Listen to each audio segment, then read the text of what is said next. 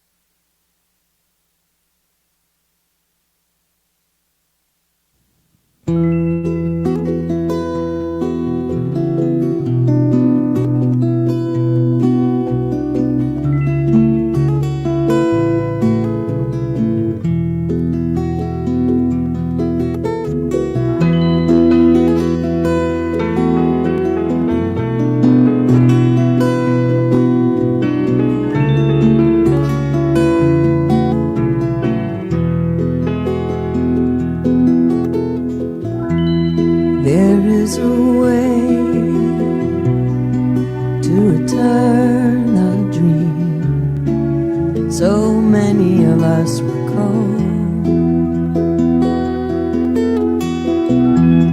Call of the wild, call of a child, call of a garden wall. Turn it around, turn it inside out, soon others will come.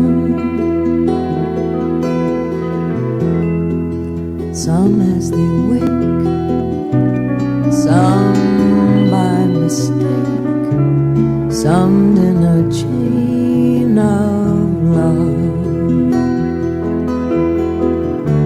A primal longing, it's in our bones. You can't miss something that you've never known. Hearts in the world are waiting,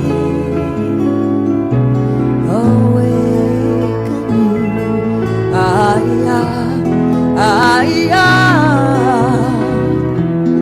Hearts in the world are waiting, waiting.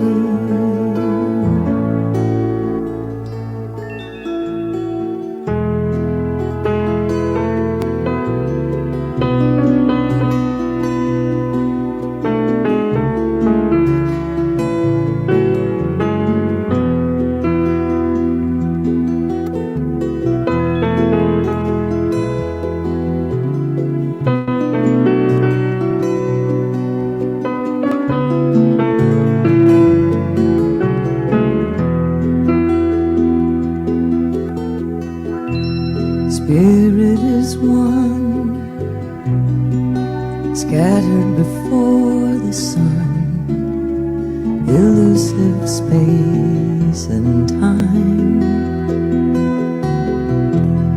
End of an age, end of a cage, end of a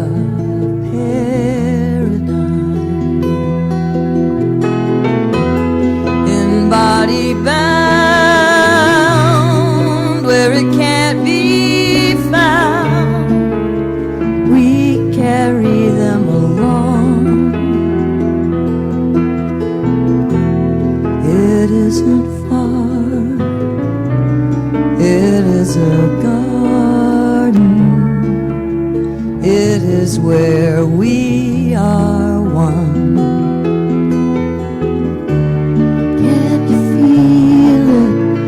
Must be home.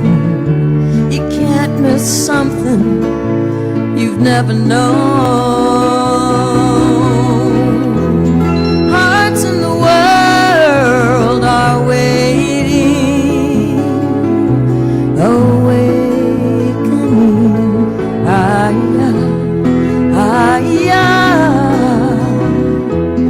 Hearts in the world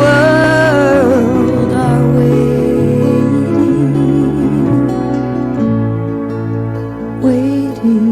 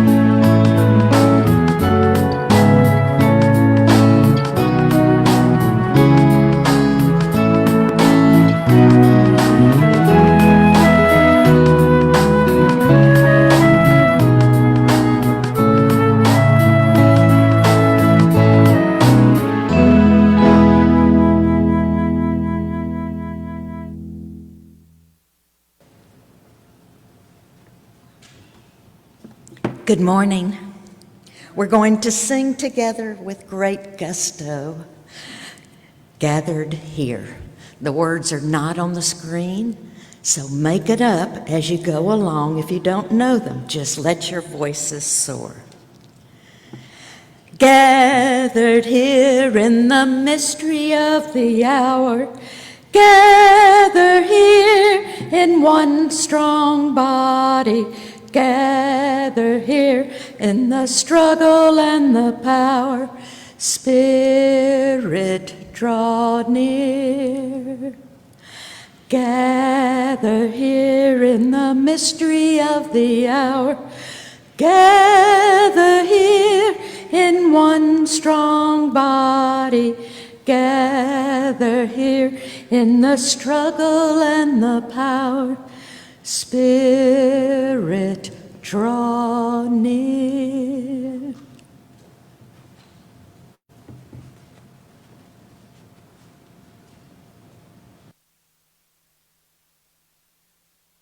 Good morning. I'm so glad that y'all are there. This is totally backwards to what it was like for most of the pandemic.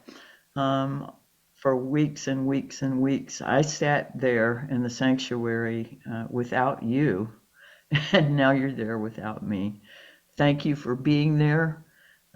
Thank you for finding your way to All Souls. You know, we are a congregation built on covenant and not creed. We're together around our promises one with another of how we will endeavor to live in the world and treat one another.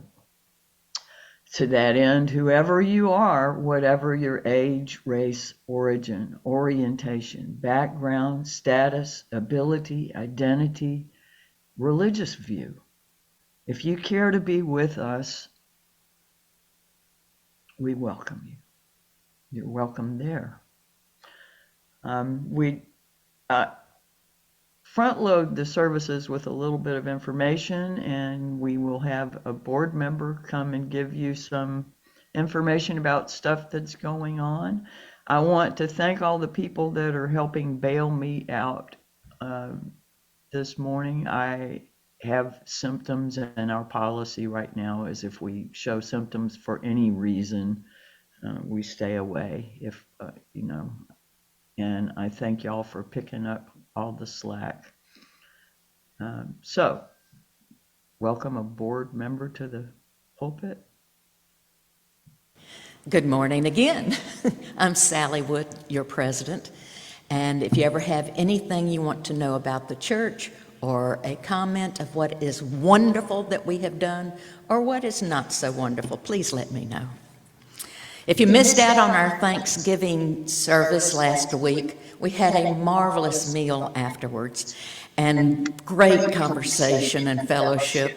And I want to thank everyone who brought something, who conversed, who showed their love to each other. Thank you very much for our Thanksgiving Sunday meal. As Barbara said, we do strongly encourage everyone to come for any of our indoor services. If you have symptoms, please stay home. But if not, come on. Come and soak up this church. Come and soak up the beauty of looking out this window into the earth itself and getting your spirit filled. Come and soak up being with each other, experiencing the love we have and the ability we have to get along with each other no matter what our situations. Come soak up this church. Come soak up this church with what we have in the way of our love for the community, the further community that we give. Our breath is magnificent. Come and soak up this church and the wonderful diversity we have. December coming up is a great time to amend your habits and come soak up our church. The giveaway of the month this month is the Food Bank of Northwest Louisiana. And you can put that name on your check or online, and that portion that you name will go to the food bank. And once again, our our person, volunteer of the month, thank you. I'm getting old and words are escaping. Our volunteer of the month is Bennett Upton. And Bennett Upton is, and will continue to do everything for this church, except maybe scrub the tiles and the bricks on the wall. Thank you, Bennett. Thank you, members of our congregation. Thank you, guests, for attending, and welcome.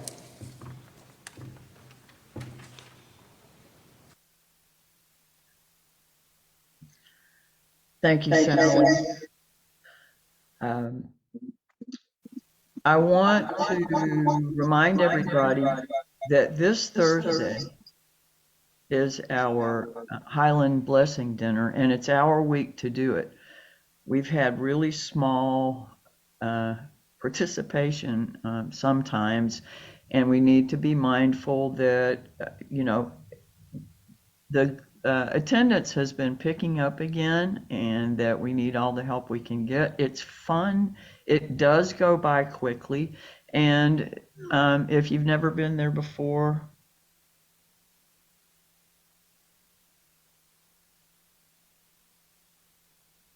okay, I'm not sure how to.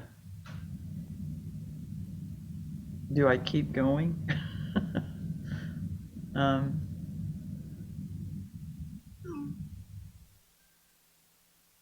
okay, thank you. I'm sorry. Um, but please come to the Highland Blessing Dinner. We need you, and I'm going to be there. I hope you will too. This week, this Thursday, get there a little bit, right around 5 or a little bit after, and you'll be done before 7 o'clock. It starts a half an hour earlier than it used to. Once upon a time, it started at 6, but now it starts at 5:30. That's when they actually begin serving people. So please come. I also wanted to let you know, those of you that have been at the church for a while already understand this, but we move through different topics of study through the course of the year. And right now we are on our Jewish and Christian heritage. So during the course of this service and during the children's education classes, we will be looking at some passages and ideas from the Jewish and Christian tradition. We remind you this is a free pulpit and a free pew, and people are to measure whatever they hear against their own experience and discern what truth is as they understand it. I'm trying to come up with a good way to say, sometimes you just have to turn on your universal translator and make the language useful to you, or take what you can use and leave what you can't. All of that said, I want to ask Jackson to move into his new role.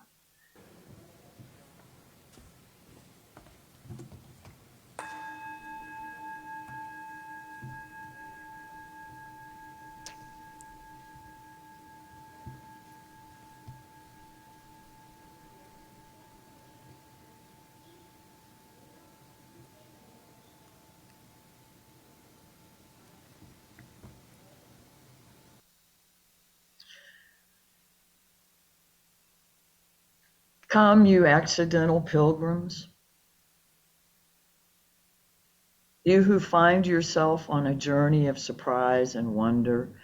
Come, you who emerge into this place, that place, as an act of liberation, or this place, the internet. Come, you who seek a life of mindfulness and a place to test your thoughts. Come, you who bring hearts of all kinds, heavy, rusty, broken, open to revelation, hearts full of love to share. Come, you who seek courage, and you who have more courage than you realize. Come, you who stand behind the curtain, gathering up the resources to claim your truth. Come, you who have been in a bubble, you who are poised for transformation. We begin our stories again, gathering courage, love, mindfulness, and a sense of purpose. We gather as people of all ages, of different abilities, different backgrounds, and different perspectives. We share a covenant, a direction for our shared journey, and a commitment to encourage and challenge one another to spiritual growth. This path will ask much of us. Let us move forward with love. Let us move forward with appreciation for one another. Let us move forward knowing we are not alone. Whoever you are, whatever your gifts, welcome on this journey. I have someone help with the chalice lighting.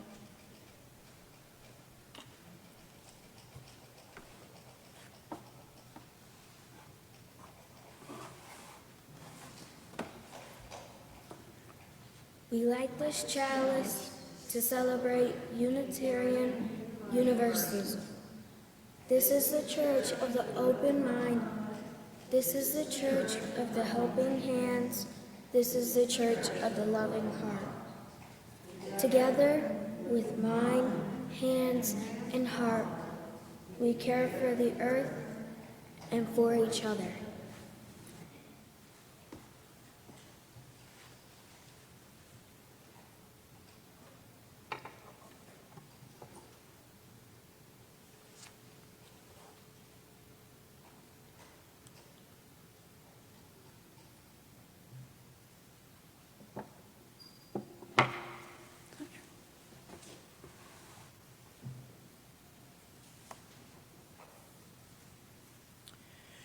If not, the eye was like the sun. If it could not see the sun's majestic shine. If not, God's magic was in everyone. Who could rejoice or anything divine? From the bottom of my very existence, I am pervaded with light energy, shining colors to my eye, warmth to my skin, inspiration to my soul. In this unity of creative sparks and sparkling creation, life unfolds. Let us open our senses to the light within and around us and send it out with shining examples into the world.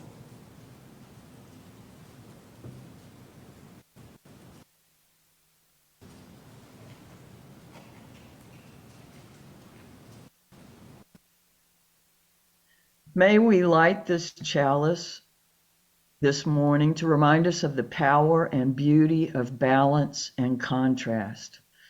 It's darkness that can make the flame of a single candle so powerful, and light that deepens the shadows in turn. A chalice flame is the meeting point, the union of the refuge, safety, and incredible beauty of darkness, and the warmth, the assurance, and the joy of light. If y'all would stand in either spirit or reality and say with me the unison affirmation. Love is the doctrine of this church. The quest for truth is its sacrament, and service is its prayer. To dwell together in peace, to seek knowledge and freedom, to serve human need, to the end that all souls shall grow into harmony with the sacred. Thus do we covenant with each other.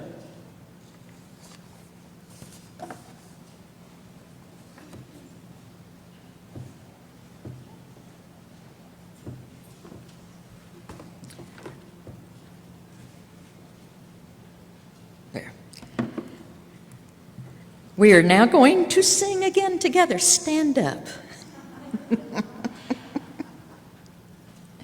We're going to sing The Spirit of Life, one of my favorite hymns.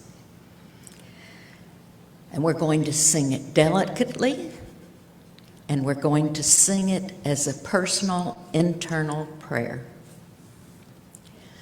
Spirit of life, come unto me. Sing in my heart all the stirrings of compassion.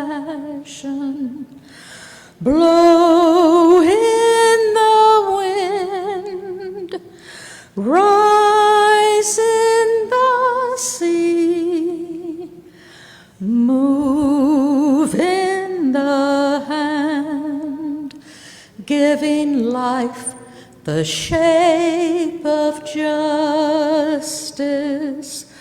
Roots hold me close, wings set me free.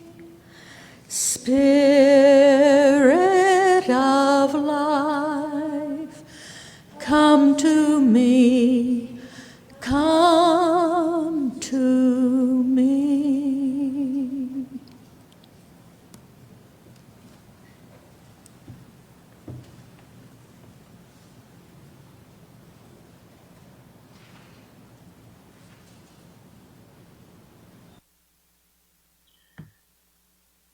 So I don't get to see your faces as we do this little conversation here. But if someone were to say to you, you don't make a very good friend, wouldn't you want to start giving them all the reasons you knew they were wrong about you? Like how you could uh, be right if just this week, how could they be right if just this week you did something really nice for somebody else? Like maybe you let your best friend talk a really long time about someone that was mean to them, or tell you about their feelings because somebody broke up with them. Or maybe you made somebody a get well card. Or maybe you surprised a parent by fixing them breakfast for their birthday. Whatever you could think of whatever you can think of that you did this week that was nice for somebody, wouldn't you be running those things through your head and trying to point out that you really do make a good friend and you're a nice person? And then if you said the same thing to yourself, if you said something to yourself that was about not being good or not being good at something, would you argue the same way about that? Would you argue with yourself about something you said negative about yourself? Most of us tend to just believe whatever bad things we think about ourselves. We don't necessarily believe the bad things other people say. But you can be mean and negative and hurtful to yourself. Say all kinds of bad things, and then don't do anything about it. Believing what the little voice in your head tells you can make you doubt yourself. It can make you sad or angry or nervous. It can make you feel bad, like you'll never be able to do good or get something right that you really want to be good at. Have you ever seen those cartoons where somebody's got like a little devil on their shoulder trying to tell them to do bad stuff? And then maybe on the other shoulder, they have an angel that's trying to argue with this devil. It's actually being demonstrated psychologically that if you do those kind of arguments with yourself, if you question the things that you say you're you're that are not good about yourself. If you even question things that you think are good about yourself, that argument can be good for you. It teaches us not to just automatically listen to the things we think. Too often we can be really hard on ourselves. And sometimes we can excuse ourselves when we really don't need to. But if we learn to listen to the voices in our own heads and see what they're saying and learn to ask them questions instead of just arguing, we are developing part of our brain that we haven't had that long. And we're learning how to become the people we want to be.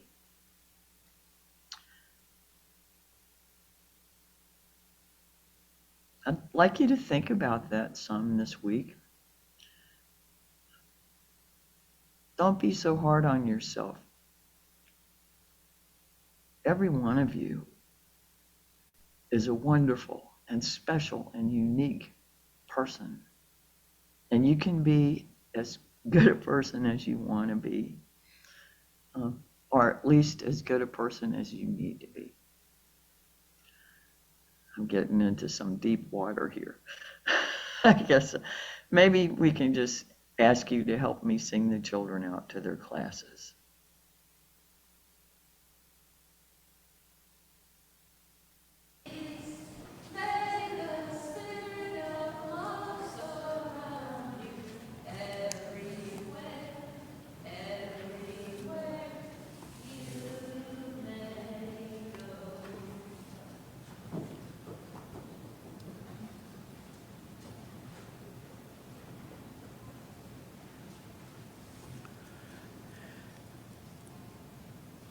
About 20 years ago, I read a book that I've never discussed with anyone, but which has stayed with me and intrigued me all this time. Titled Religions of America and edited by Leo Roston, it is an attempt to describe as clearly and concisely as possible the varieties of religious faiths in America. One chapter, written by scientist, mathematician, and educator Dr. Warren Weaver, is titled The Religion of a Scientist. Dr. Weaver's approach to religion was influenced by a principle from science called the principle of complementarity. This was a principle developed by physicist Niels Bohr to try to describe the nature of the elementary units of light, electrons and photons. Under some experimental conditions, these units behaved as though they were particles, but under other experimental conditions, they behaved as though they were waves. Well, which was correct? Were they particles or were they waves? To the conventional physicists, they could not be both. They had to be one or the other. But Niels Bohr said they were both. He said the observer and the circumstances of the observer make a difference. And so you need a principle of complementarity to understand the nature of light. He said that under some observational circumstances, the units of light must be considered particles, and under other circumstances, they must be considered waves. By accepting the two contradictory descriptions and viewpoints, you have a more complete picture of light than you do by either one alone. In other words, he said the two viewpoints both contradict and complement each other. Both sets of information, even though they contradict each other, must be accepted as equally valid. One must learn to look at them as complementing each other, even though at first it may pain the mind to do so. We have to learn to live with the contradiction. This is the principle of complementarity, the principle of complementary perspective. Dr. Weaver said applying this principle of complementarity to religion both sustained and liberated him. He said that in religion too, if I ask a question from one point of view, I'll have one answer. But sometimes if I ask the same question from another and quite different point of view, I may very well have a second answer. The second answer may be inconsistent with the first, but it can be viewed as complementing the first, even though it is contradictory. And the two answers together will provide a richer, truer picture than either separately. So, for example, when Dr. Weaver asks himself about the nature of God from two different points of view, he receives two different answers. When he asks the questions within an impersonal intellectual framework, he finds it satisfying to say that God represents the impersonal law, order, and design of things that run on their own, a kind of deistic position. On the other hand, when he is frightened or concerned about the safety of his loved ones, or wrestling with personal problems, or emotionally moved by a well-remembered hymn, then his view of God is paradoxically different. God is no longer impersonal, design, and law, but God is personal, the ever-dependable friend, the loving and protecting parent. Dr. Weaver says these two concepts seem inconsistent and contradictory, but they arise, he says, under mutually exclusive circumstances and can be viewed as complementary. We don't have to choose one to the exclusion of the other, and that provides a richer, a more complete, and a more deeply satisfying approach to life. As I said, this idea of complementary perspectives has stayed with me. This idea of simply letting seemingly opposing and contradictory positions dangle in my mind, and of not feeling compelled to reconcile them into one consistent system or to decide for one over the other, but instead trying to hold the value of each.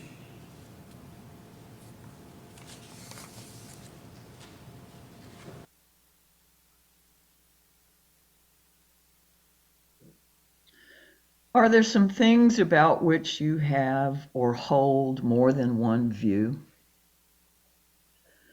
Most of us have a few of those.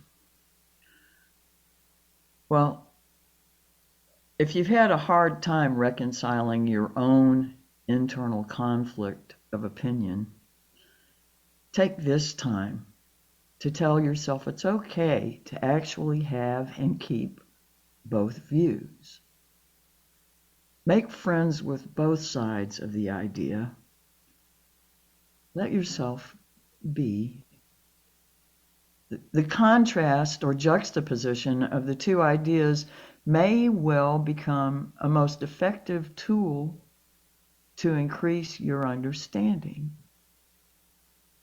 Now, relax, rest here a while, breathe, and embrace those sharp edges as we enter a time of silence.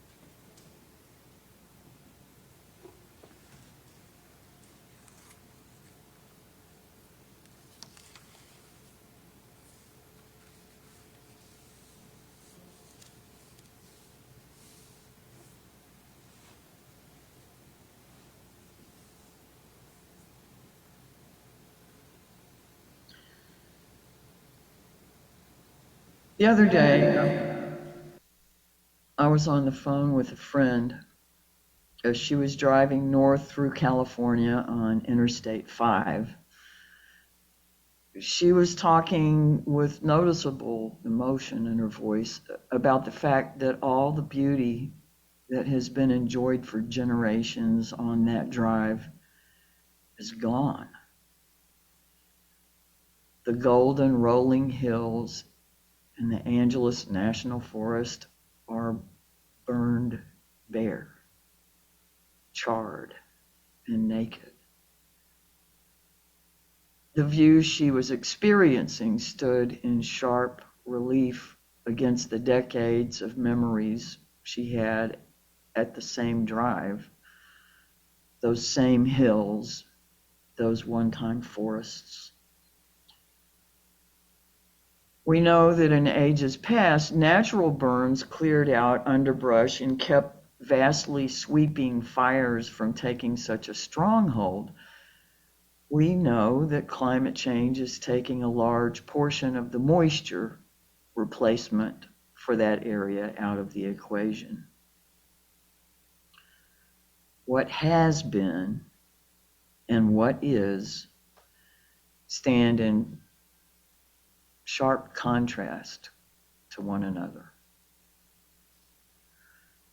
I'd like to share something from Krista Tippett's book, Becoming Wise. Krista says, change has always happened in the margins, across human history, and it's happening there now. Seismic shifts in common life, as in geophysical reality, begin in spaces and cracks. The daunting and wondrous century is throwing open basic questions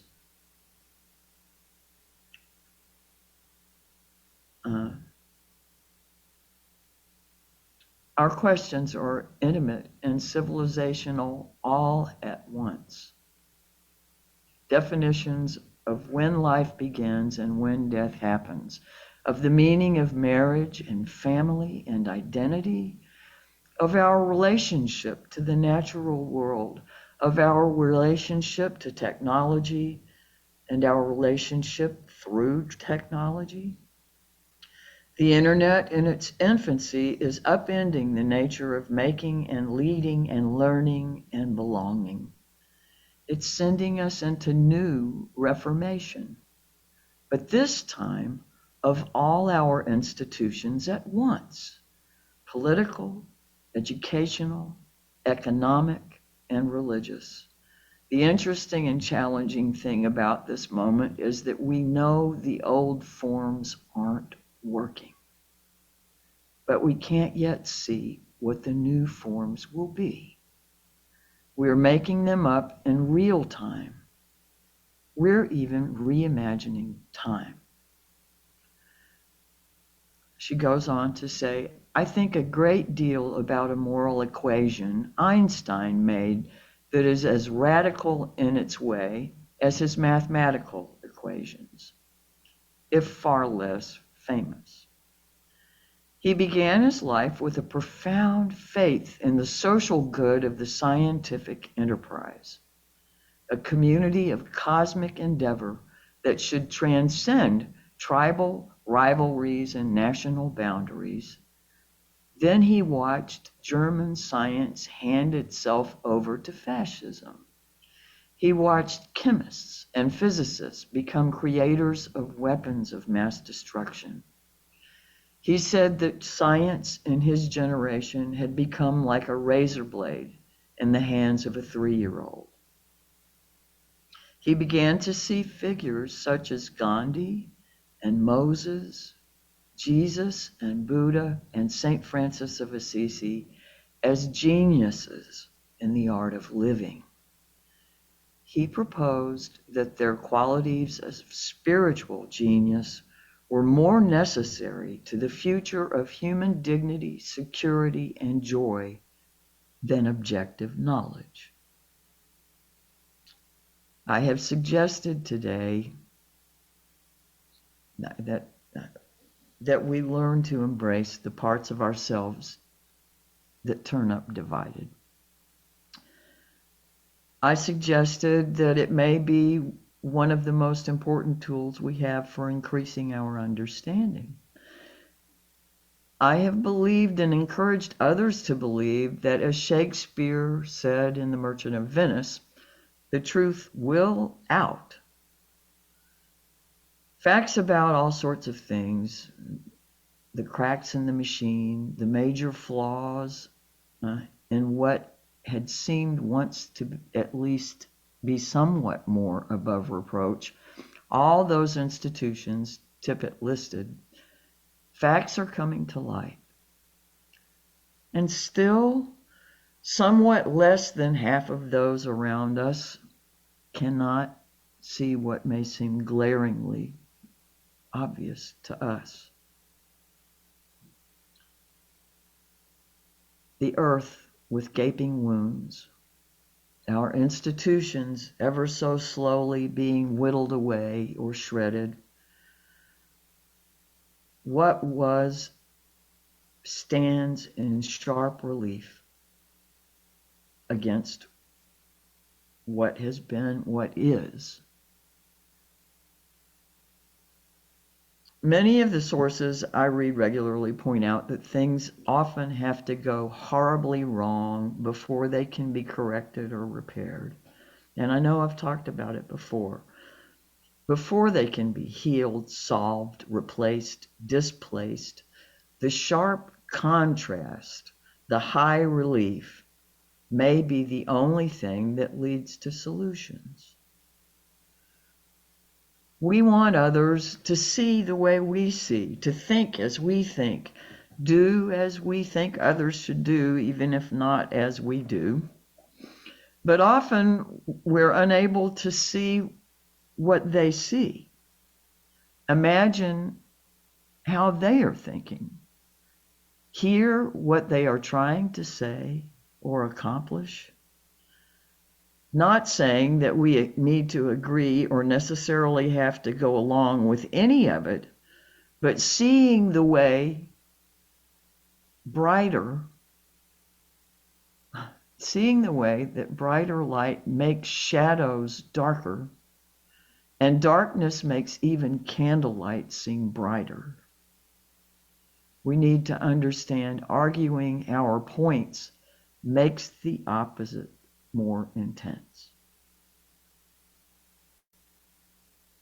Our beautiful discoveries may metaphorically become the fuel for atomic weapons. Our pleasures and creature comforts may continue to generate more barren lands. And every bit of that may ultimately be matters of evolution. This stuff that I want to share is from The Monkey is the Messenger by Ralph de la Rosa. He points out that current science suggests it took us between 5 and 8 million years to evolve from apes to the complex beings that we are now.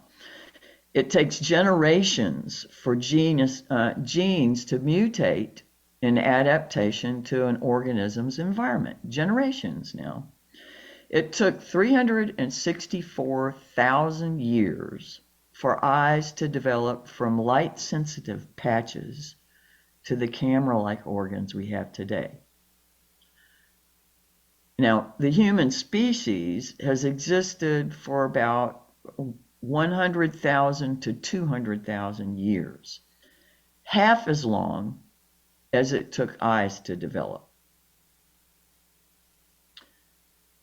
Our early societies, were nomadic and hunter-gatherers until just 12,000 years ago.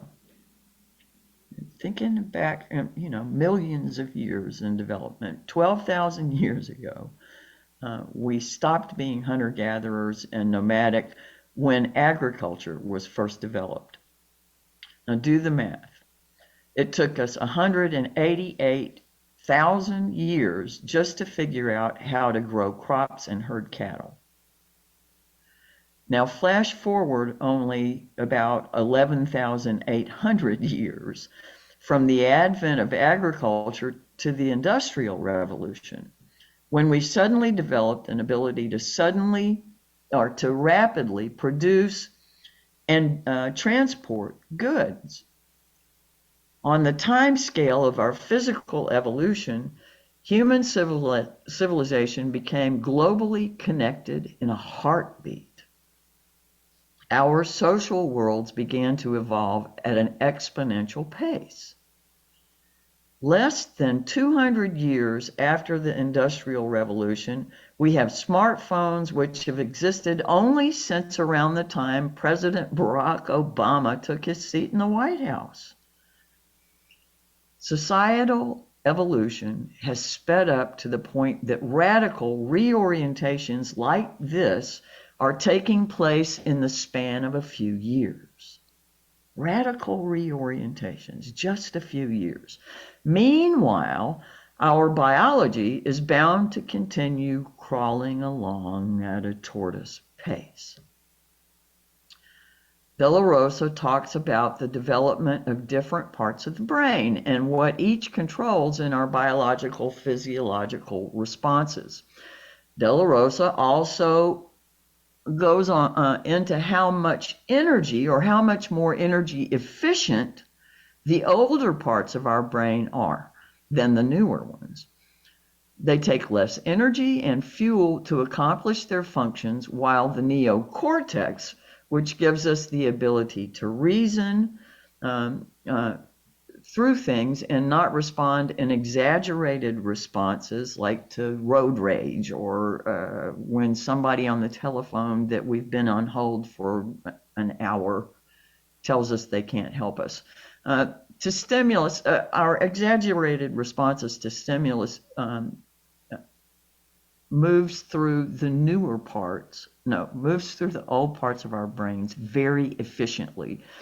And the newer parts of our brain that can teach us to reason and respond calmly and appropriately, or what we think now is appropriately, take a great deal of fuel comparably, and they move more slowly. We can only process little bits at a time.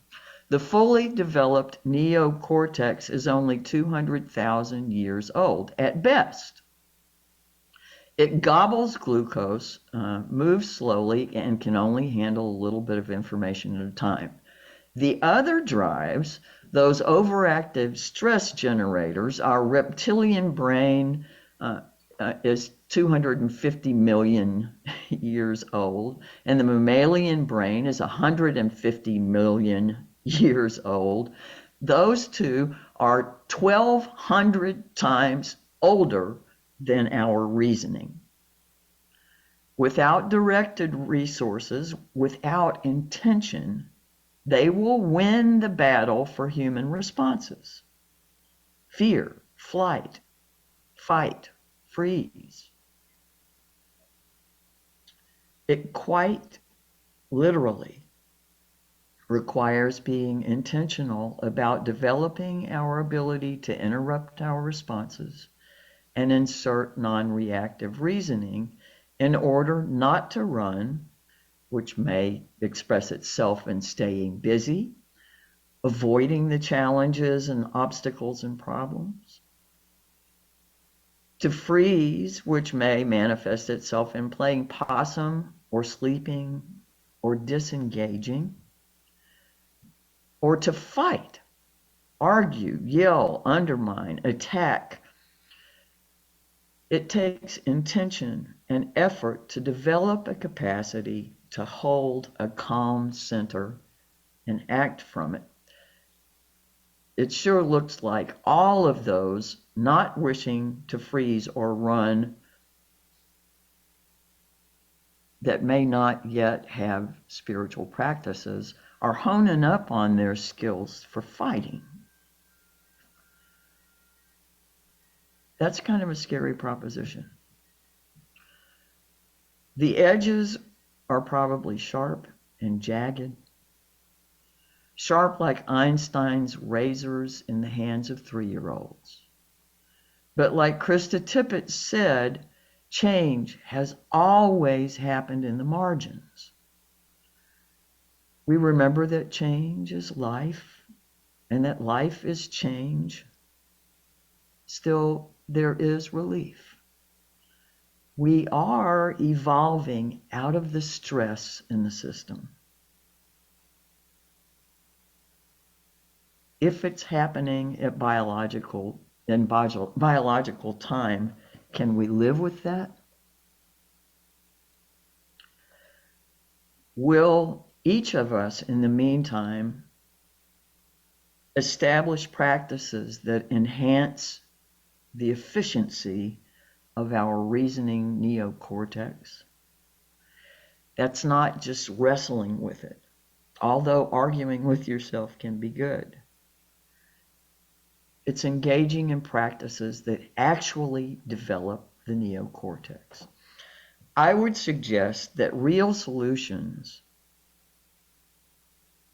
to the broad swath of problems in all of our institutions will take time and require perspectives we have not yet considered and may not yet even have developed. Learn to argue with yourself and learn not to argue with what may just be evolutionary limitations of others. Hold things in sharp relief. Make friends with the paradox. As in the announcement slides this morning, your ability to hold paradox and be at peace with those things that do not automatically agree is the measure of your spiritual development. Hold things in sharp relief and see what clear images arise from the perspective that includes all of the light and all of the dark. I want to ask Sally if she, our board president, Sally Wood, if she will again lead you in congregational singing.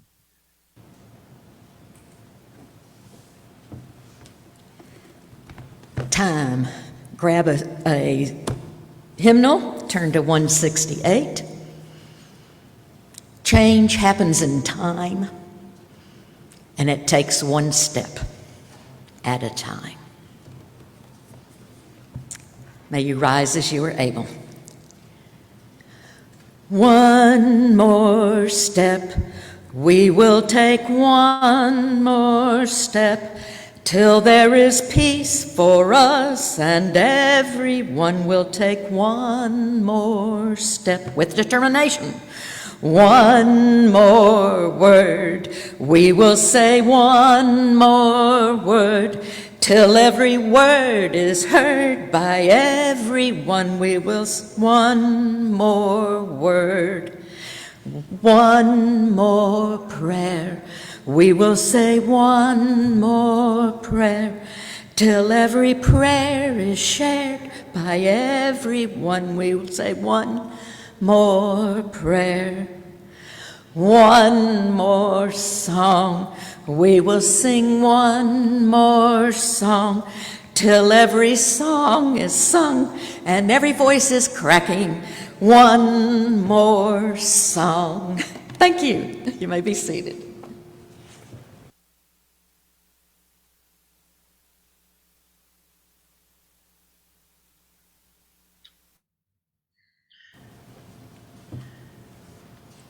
Be grateful for a mind that can see your division.